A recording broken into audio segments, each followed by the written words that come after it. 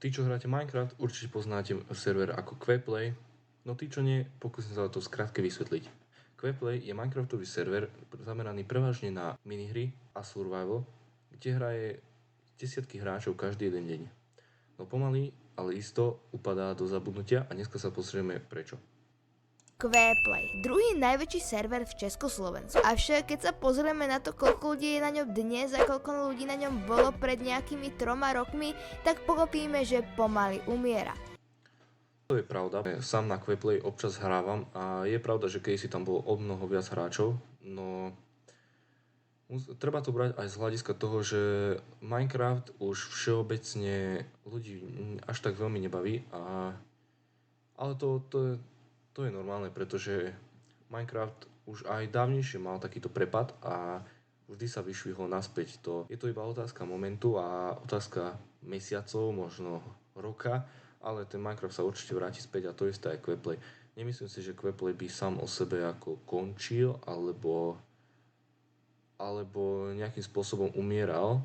Je pravda, že nehrá tam nejako extra moc hráčov, ale má to svoje dôvody, na ktoré sa ešte pozrieme v tomto videu. No avšak v tomto videu sa pozrieme na to, na aké sú veľké chyby Quaplaya a prečo vlastne umiera. Ešte predtým budem veľmi rád, pokiaľ ma podporíš lajkom a odberom a Presne, daj odber. Dal si ho? Dobre. poďme na to. Určite by som začal niekoľkými hlavnými problémami Quaplaya. Podľa mňa každého pri slove Quaplay napadne, že to nie je úplne kvalitný server, čo je z hľadiska PvP. To je tiež pravda, zvyknú sa bugovať bloky a občas... No je to proste divné tam fajtiť, hej, není to úplne ideálne a odporúčam radšej ten... Už keď máte ten originálny, tak Hypixel, alebo SGčka. Určite SGčka, čo sa týka československého servera. Pečka anti-cheatu. Furt vás to buguje a celkovo je tam aj fakt dosť divný hit register a celkovo aj build UHC sa tu tam podľa mňa nie sú moc dobre spravené, keď sú tam tie heady a doslova keď vám to raz nezaregistruje headu, tak ste v podstate. Občas to zvykne nezaregistrovať a je to také zvláštne potom, pretože v podstate výhra na Quaplay môže úplne hocikto, aj nubak. Mŕtvy. Aby som to nejak neobkecaval, celkovo je na Quaplay dosť veľa bugov. Napríklad, že vám to nezaregistruje Gapple, alebo Regeneration Potion, alebo... S týmto som sa ešte nestretol, s týmto skúsenosť nemám a mne zatiaľ vždy všetko takéto fungovalo. Celkovo vedia byť aj Skywars aj Bedwars docela na nič, keď tam má skoro každý tú boomsticku a zabije vás v podstate hneď. To je vlastne ako o perkoch. Na Hypixeli sú perky ešte celkom zvládnuté. Čo znamená, že keď niekto má perky, dá sa ho ešte zabiť. Lenže keď na Quaplay má niekto perky, ktorý dostane strangeku a Gapple hneď ako niekoho zabije, tak dokáže v podstate zabiť aj 5 ľudí naraz, aj keď je oveľa horší v PvP než oni. Tiež čo napríklad ja niekedy, keď hrám Skywars, sa mi veľmi často stáva je to, že idem na stred a vyberiem kľudne aj 4 čestky a všetko čo tam nájdem sú bloky, možno Regeneration Potion a pavučiny. No a celkovo mi to niekedy príde také, že ten loot v tých čestkách nie je úplne vyrovnaný, pretože môžete v jednej čestke dostať pomaly celý armor a 2 enderperly, ale aj bloky a pavučiny, ktoré vám sú v No, toto je tiež pravda. Niekedy ten loot nie je úplne ideálny, čo sa týka na strede by malo byť podľa mňa toho viac a tu v podstate niekedy je lepší loot na base ako v strede. V podstate skoro k ničomu. No a ďalšou vecou sú celkovo kity. Keď si niekto kúpi kit, tak v podstate všetci ostatní proti nemu skoro nemajú šancu. Teda tedy si kupoval kit aspoň za 70 coinov, tak to malo ako taký zmysel. A však keď si máš teraz kupovať kity za také veľké coiny, ktoré sú veľmi ťažké na zazbieranie, tak je to pre nového hráča fakt náročné. S týmto súhlasím, pretože keď príde nový hráč a v podstate na Quaplay chce iba začať, tak je to pre neho veľmi náročné, pretože tie coiny sa dosť ťažko získavajú a niekedy to je aj nevýhodné, pretože zaplatíte 75, ale málo kedy, aj keď vyhráte, sa vám to vráti. A teraz ešte k tomu ten nový systém, že predtým to bolo tuším na mesiac, ste zaplatili nejakých 20 000 za kit a v podstate vy keď si chcete len zahrať na rýchlo nejakú rýchlu jednu hru, tak v podstate musíte si zaplatiť 20 000 a chcete kúpiť kit na mesiac a v podstate miniete 20 000 len tak. A teraz to už je zmenené, tuším iba na jeden deň, na 24 hodín a to mi tuším iba 600, keď sa nemýlim. A to je tiež také, že proste vy si prídete zahrať 2-3 hry a toľko, ale v podstate vy miniete 600. Pričom by ste minuli iba nejakých tých 200, no. Dajme tomu, že cca 200, 210, no. Začne sa k niečomu rozstať. Ešte k tomu, keď sa pozrieme na to, že vďaka kitom sa dá na niektorých mapách rašovať, tak ťa môže fakt naštvať, že ty si ešte vyberáš len prvú čestku a už si proste mŕtvý. S týmto je tiež problém, ale rašery sú vždy a všade, ale toto nie je chyba Queplaya, aj keď okrem tých kitov, no samozrejme, ale sú tam kity, ktoré fakt nie sú až tak vyrovnané voči ostatným a toto by mohli zmeniť. Ale čo sa týka toho, že čo sa týka tých rusherov, tak rushery sú vždy a všade. A je to pravda, že keď som hrával niekedy a chcel som si iba tak zahrať, tak síce PvPčkári nie sú najlepšie, ale ja si iba vyberám a už sú pri mne.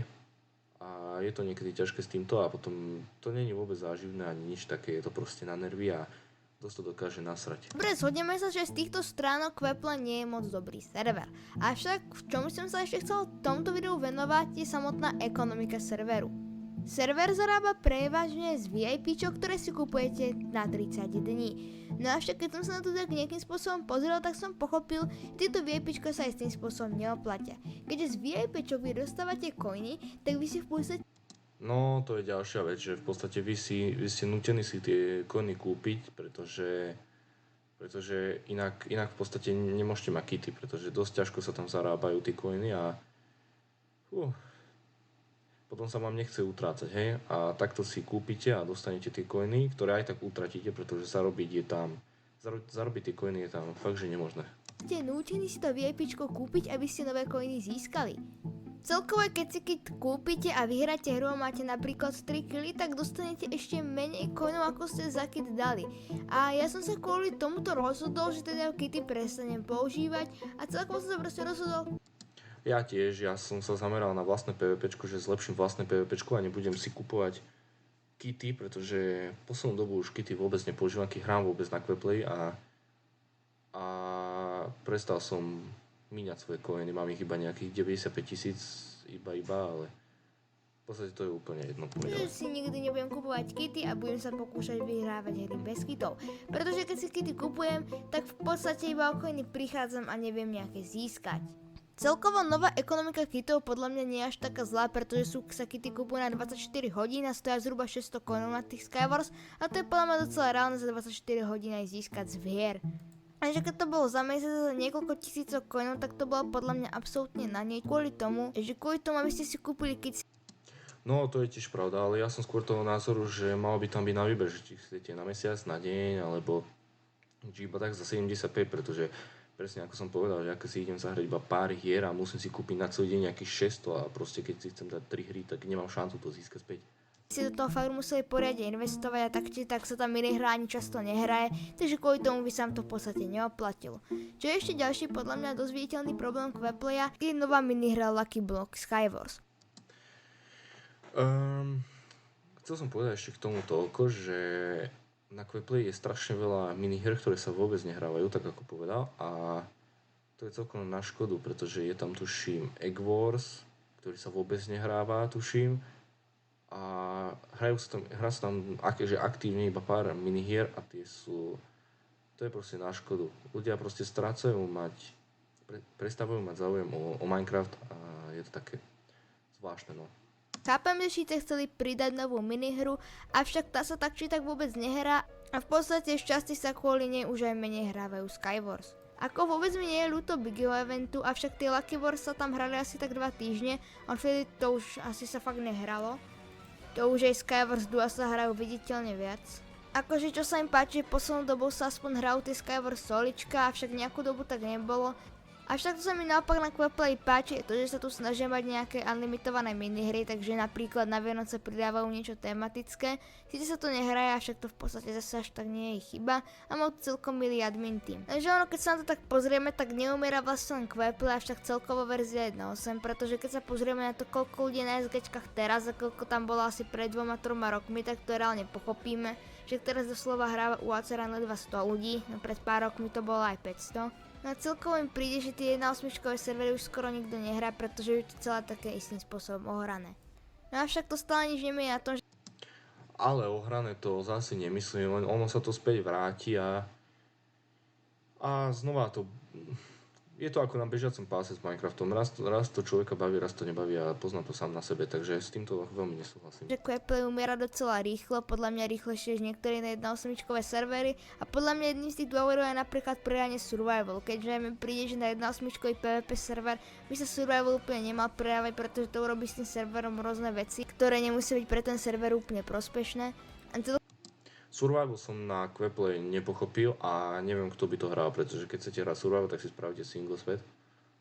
A keď chcete hrať s ľuďmi, tak si proste nájdete nejaký survival server klasický a nebudete hrať na Queplay. Proste Queplay podľa mňa by mal byť zameraný iba na tie minihry, pretože nevidel som, že by nejako extra veľa ľudí hral ten survival. Minimálne som si to nevšimol, možno hrajú, ja neviem. Celkovo mi príde, že neviem, či mám brať Queplay ako survival alebo PvP. Skôr ako PvP, pretože je pravda, no keď som sa pozrel naposledy, tak Mini Annihilation hrali veľa ľudí a aj Bed Wars si niekedy zapnú, ale... Server. Takže pokiaľ som to video páčilo, časti som sa vám pokúsil vysvetliť, prečo vlastne Queplay umiera. Neviem, či sa mi to úplne podarilo. Ale hej, celkom dobré video. Toto video sa mi celkom páčilo a keď chcete, tak si kúknite tento kanál. A toto by bolo všetko. Ďalšie video neviem, kedy vyjde, malo by výjsť MCC. Ale pokúsim sa ešte niečo dovtedy natočiť a keď tak vám to zostriham a vydám. V poslednej dobe sa snažím veľa natáčať a verím, že to video vyjde. A že vyjde ešte veľa videí. Daj odber, like a budeš mať krásny rok. Hej, díky. Díky ti.